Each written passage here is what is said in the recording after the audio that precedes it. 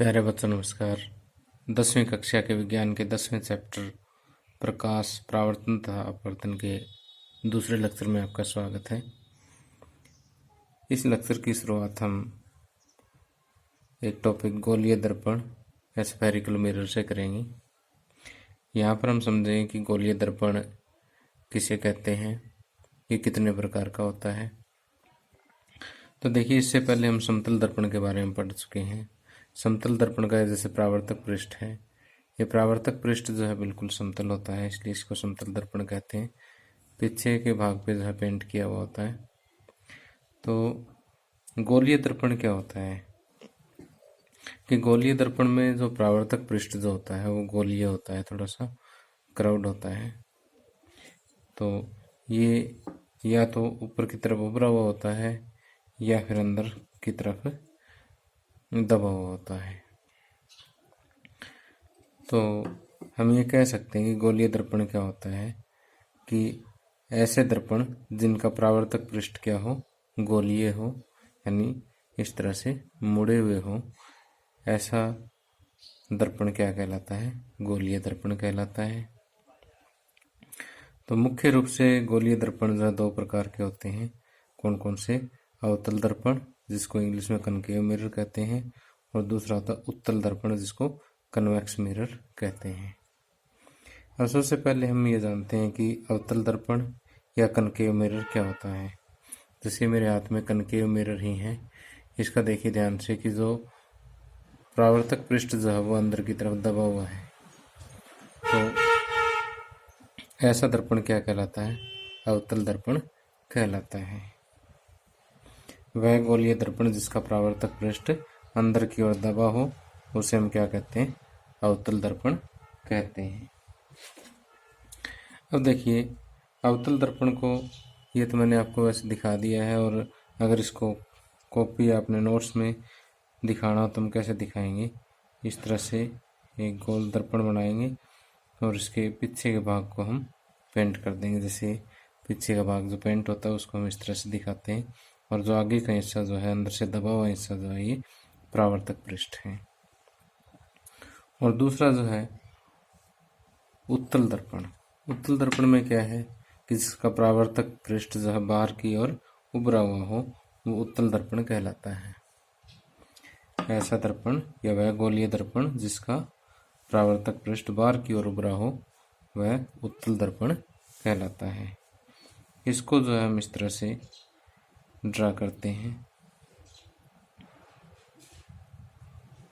इसका जो उभरा हुआ भाग है वो परावर्तक पृष्ठ होता है, और इसका अंदर दबा हुआ पार्ट जो है वो परावर्तक पृष्ठ होता है। अब आइए गोलीय दर्पण से जुड़ी कुछ महत्वपूर्ण परिभाषाएं मैं आपको बताता हूँ।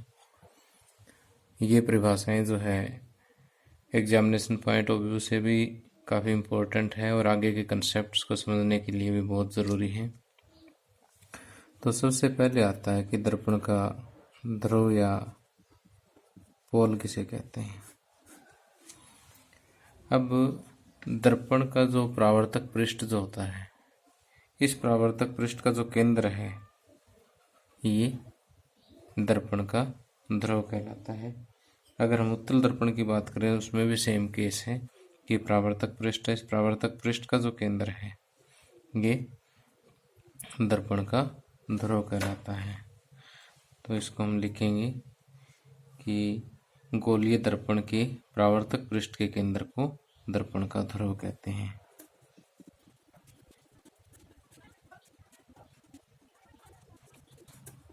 उसके बाद नेक्स्ट आता है कि वक्रता केंद्र किसे कहते हैं। वक्रता केंद्र या सेंटर ऑफ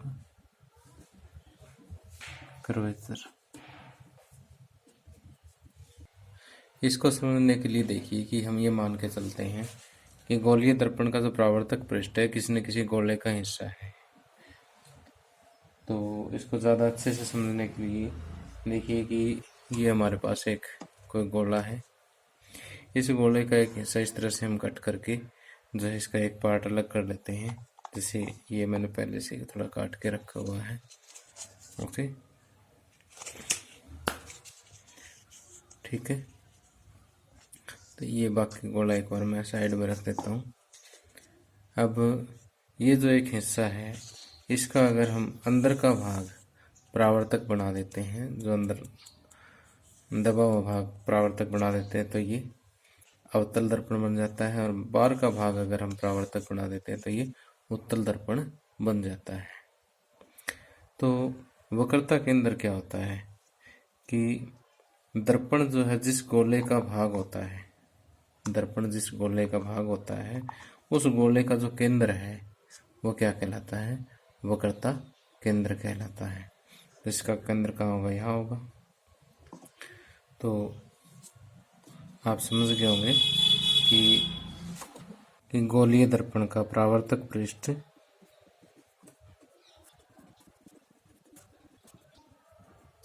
जिस गोले का हिस्सा होता है या जिस गोले का भाग होता है, उसका केंद्र वक्रता केंद्र कहलाता है।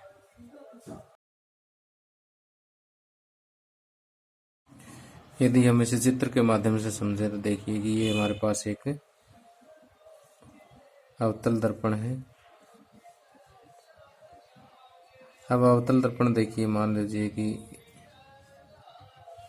इस गोले का इसका परावर्तक पृष्ठ इस गोले का हिस्सा है। तो इस गोले का जो केंद्र है ये वक्रता केंद्र कहलाता है, और वक्रता केंद्र को हम C से डिनोट करते हैं। और इस परावर्तक पृष्ठ का केंद्र जो है ये ध्रुव यानी पोल कहलाता है, इसको हम P से डिनोट करते हैं। अगर हम उत्तल दर्पण की बात करें तो इस तरह से उत्तल दर्पण होता है, और उत्तल दर्पण के लिए जो गोला है वह इधर बनेगा। तो इसका वक्रता केंद्र भी दर्पण के पीछे ही होता है, यहाँ पर इसका पोल होता है। उसके बाद अगली परिभाषा आती है वक्रता मुख्य अक्ष।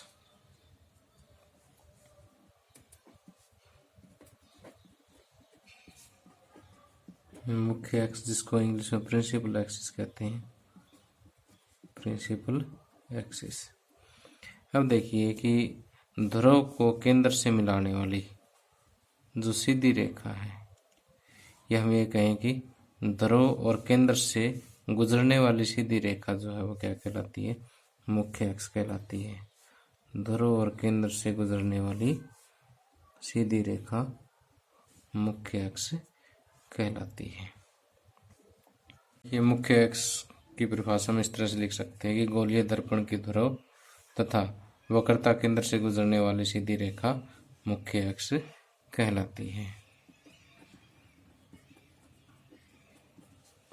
अब इसके बाद आता है कि वक्रता त्रिज्या क्या होती है। कि गोलीय दर्पण का परावर्तक पृष्ठ जिस गोले का हिस्सा होता है, जिस गोले का भाग होता है, उस गोले की त्रिज्या क्या कहलाती है? वक्रता त्रिज्या कहलाती है।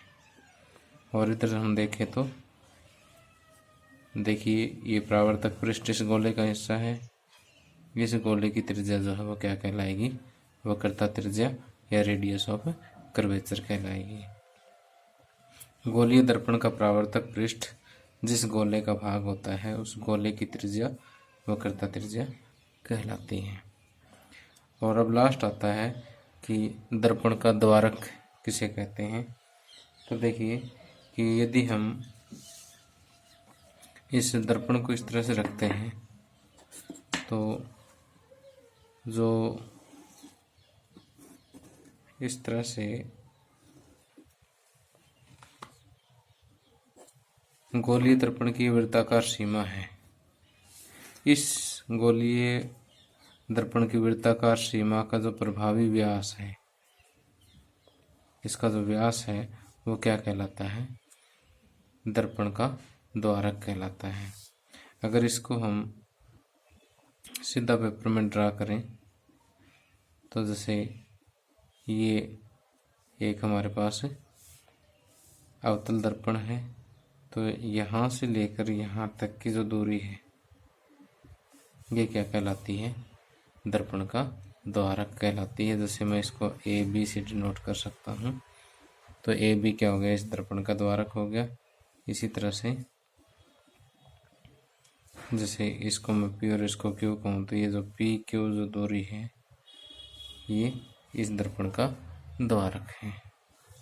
तो यहाँ पर हम ये कहेंगे कि गोलीय दर्पण की वृत्ताकार सीमा रेखा का प्रभावी व्यास दर्पण का द्वारक कहलाता है। अगली परिभाषा है मुख्य फोकस या प्रिंसिपल फोकस। मुख्य फोकस या प्रिंसिपल फोकस क्या होता है, इसे मैं एक चित्र के माध्यम से आपको समझाता हूँ कि ये दोनों दर्पणों के लिए आपको अलग अलग समझना जरूरी है। पहले मैं आपको अवतल दर्पण के द्वारा समझाता हूँ कि मान लीजिए हमारे पास एक अवतल दर्पण है, ये इसका ध्रुव है, ये इसका वक्रता केंद्र है। ध्रुव और वक्रता केंद्र से ये गुजरने वाली रेखा यानी मुख्य अक्ष है। अब देखिए कि यदि कोई वस्तु अनंत पर रखी होगी तो इस तरह से, तो यहाँ से जो प्रकाश की किरणें जो आएगी वो मुख्य अक्ष के समांतर आएगी। यहाँ से जो किरणें आएगी वो मुख्य अक्ष के समांतर आएगी। तो हम ये कहेंगे कि मुख्य अक्ष के समांतर आने वाली किरणें परावर्तन के पश्चात, यानी इस दर्पण से टकराने के बाद परावर्तन के पश्चात जिस बिंदु पर आकर के मिलती है वो इस अवतल दर्पण का मुख्य फोकस कहलाता है। और मुख्य फोकस को हम F से डिनोट करते हैं। क्या बताया मैंने कि मुख्य अक्ष के समांतर आने वाली किरणें अवतल दर्पण के पर परावर्तन के पश्चात जिस बिंदु पर आकर मिलती है वह बिंदु अवतल दर्पण का मुख्य फोकस कहलाता है। और अगर हम बात करें उत्तल दर्पण की, तो देखिए ये उत्तल दर्पण का ध्रुव है, इसका वक्रता केंद्र इसके पीछे होगा, तो ये वक्रता केंद्र है और ये वक्रता केंद्र और ध्रुव से गुजरने वाली रेखा यानी मुख्य अक्ष है। अब ये तो बात अंडरस्टूड है कि प्रकाश इधर से तो आ नहीं सकता, क्योंकि दर्पण के पीछे प्रकाश का तो कोई तुक ही नहीं बनता, तो प्रकाश कहाँ से आएगा, इसी साइड से आएगा।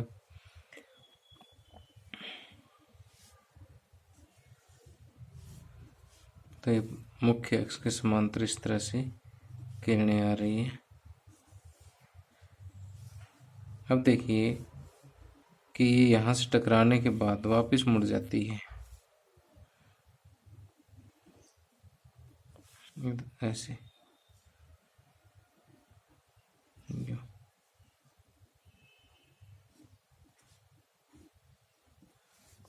और हमें ऐसा लगेगा कि ये किसी एक बिंदु से निकल रही है। ओके, और वो बिंदु जो है क्या कहलाता है, उत्तल दर्पण का मुख्य फोकस कहलाता है। तो हम लिखेंगे क्या कि मुख्य अक्ष के समांतर आने वाली किरणें परावर्तन के पश्चात जिस बिंदु से आती हुई प्रतीत होती है वो बिंदु उत्तल दर्पण का मुख्य फोकस कहलाता है। तो देखिए कि ये दोनों परिभाषा मैंने इकट्ठी लिख दी है। आपसे अगर अलग अलग पूछे जाए तो आपने अलग अलग कर देनी है कि मुख्य अक्ष के समांतर आने वाली किरणें, अगर अवतल का पूछा जाए तो अवतल दर्पण से परावर्तन के पश्चात जिस बिंदु पर मिलती है, क्योंकि यहाँ अक्ष में मिलती है, वो अवतल दर्पण का फोकस कहलाता है। और मुख्य अक्ष के समांतर आने वाली किरणें उत्तल दर्पण से परावर्तन के पश्चात जिस बिंदु पर मिलती है के बजाय हम क्या कहेंगे, से आती हुई प्रतीत होती है, वह उत्तल दर्पण का मुख्य फोकस कहलाता है।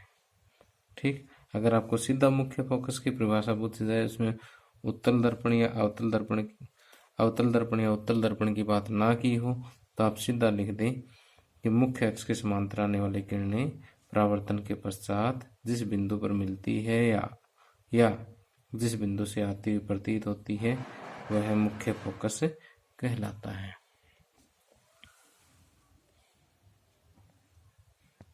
अब अगली परिभाषा आती है फोकस दूरी। फोकस दूरी या गोलीय दर्पण की फोकस दूरी, इसको हम फोकल लेंथ बोल देते हैं।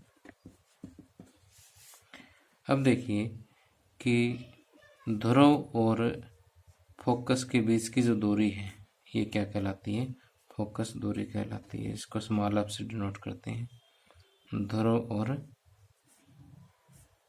फोकस, मुख्य फोकस के बीच की दूरी। दर्पण के ध्रुव, दर्पण के ध्रुव तथा मुख्य फोकस के बीच की दूरी फोकस दूरी कहलाती है।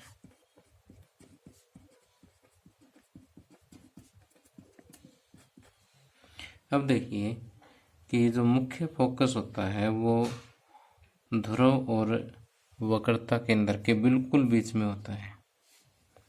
तो देखिए कि यहाँ से P से C तक की जो दूरी है, मुख्य फोकस से वक्रता केंद्र की जो दूरी है, इसको थोड़ी देर पहले हमने क्या पढ़ा था? वक्रता त्रिज्या, रेडियस ऑफ कर्वेचर R पढ़ा था।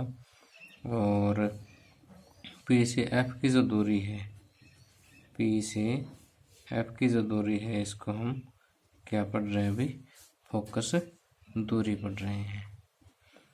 तो ये बेशक आप किसी भी दर्पण में ले लें। P से C की जो दूरी है इसको हम क्या कहते हैं? R कहते हैं। और P से F की जो दूरी है उसे हम स्मॉल f से डिनोट करते हैं। तो क्योंकि फोकस जो है P और C के बिल्कुल बीच में होता है, इसलिए फोकस दूरी जो है वो वक्रता त्रिज्या की आधी होती है। तो हम ये कहेंगे कि फोकस दूरी तथा वक्रता त्रिज्या के बीच संबंध, फोकस दूरी यानी स्मॉल f तथा वक्रता त्रिज्या के बीच संबंध। वक्रता त्रिज्या को हम R से डिनोट करते हैं। तो F बराबर R/2, क्योंकि फोकस दूरी जो है वक्रता त्रिज्या की आधी होती है, या आप इसको ये कह सकते हैं कि R बराबर 2, वक्रता त्रिज्या जो है फोकस दूरी का 2 गुना होता है। तो इस सिंपल से फार्मूले पे 1 नंबर का सवाल आ जाता है। जैसे आपके बुक में पेज नंबर 185 पे क्वेश्चन नंबर 2 दिया हुआ है कि एक गोलीय दर्पण की वक्रता त्रिज्या 20 सेंटीमीटर है, इसकी फोकस दूरी क्या होगी? क्या दिया हुआ है? वक्रता त्रिज्या आपको दी हुई है, यहाँ पर वक्रता त्रिज्या यानी R दिया हुआ कितना? 20 सेंटीमीटर। ठीक। और पूछा क्या है आपको? फोकस दूरी अब पूछी गई है। तो हमें पता है कि F बराबर क्या होता है? R/2। तो ये 20/2 सेंटीमीटर में है, तो आंसर भी सेंटीमीटर में आ जाए। 2 दाएँ 20, F आ गया 10 सेंटीमीटर। ओके, तो इस तरह से हम ये सिंपल से न्यूमेरिकल कर सकते हैं। तो इसी तरह से अगर आपको F दे करके R पूछा जा सकता है, R दे करके F पूछा जा सकता है। प्यारे बच्चों, इसी के साथ ही लेक्चर समाप्त होता है। अगले लेक्चर में हम ये देखेंगे कि गोलीय दर्पणों के सामने अगर कोई वस्तु रखी हुई हो तो उसका प्रतिबिंब कैसा बनता है? सीधा बनता है, उल्टा बनता है, आभासी बनता है, वास्तविक बनता है, छोटा बनता है या बड़ा बनता है। तो इस पे एग्ज़ाम में क्वेश्चन ज़रूर आता है। तो ये मैं आपको बहुत ही आसान तरीके से करवाऊँगा। तो अगला लेक्चर समझने से पहले आपको ये लेक्चर जो है अच्छी तरह से पढ़ना ज़रूरी है। एक एक चीज़ आपको समझ आनी चाहिए, इसलिए इससे अगला लेक्चर जो है आपको बहुत अच्छे से समझ आएगा और आप डेफिनेटली एग्ज़ाम में जो है कुछ न कुछ इस चैप्टर में से स्कोर करोगे। Thank you, have a nice day.